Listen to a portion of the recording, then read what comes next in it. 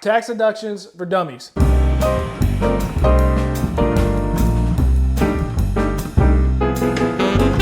How can we understand what a tax deduction truly is doing, and how can we leverage that information to do our own tax planning to put us in a spot where we can save some money? Let's understand it right here. If you're making $100,000 of taxable income and you are single, that's going to put you right at the top of that 22% tax bracket. Meaning that every dollar within that tax bracket gets taxed at 22%. Not the whole 100,000. Everything below in the 12 and 10% brackets gets taxed at those amount. Everything that crosses over into the $100,000, or I'm sorry, into the 22% tax bracket per the 2025 tax brackets gets taxed at 22%.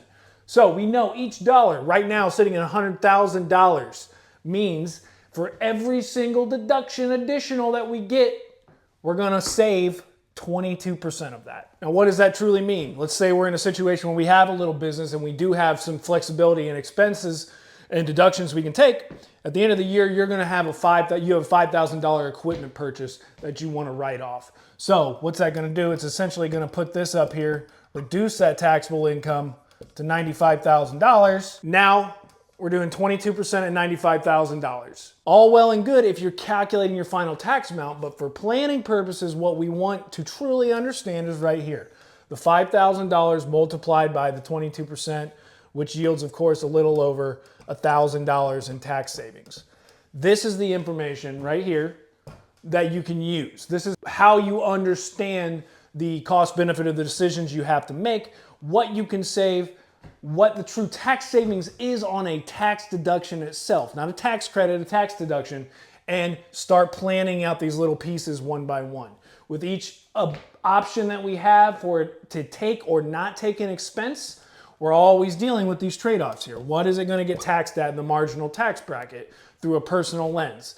How much are you actually saving? Truly understanding this concept is going to give you that ability just simply to assess what's going on throughout the year. Should I be paying for this? What should I be looking for as I get to year end? What opportunities do I truly have to reduce my taxable income? Now, of course, just to offset that, let's compare that to a credit. Let's say we have taxable income of $100,000 again. Before that credit, we're going to assess that tax amount. So we're going to do the 22% at $100,000. We're going to call it $22,000 in taxes, right? So oversimplified, but for this purpose, that's what we're using. Now let's call this $5,000 a credit instead. Boom. That's what's happening. You're going to reduce that $22,000 to $17,000 in taxes. A dollar for dollar reduction. That is what a credit is. A deduction reduces your taxable income, which then hits that percentage.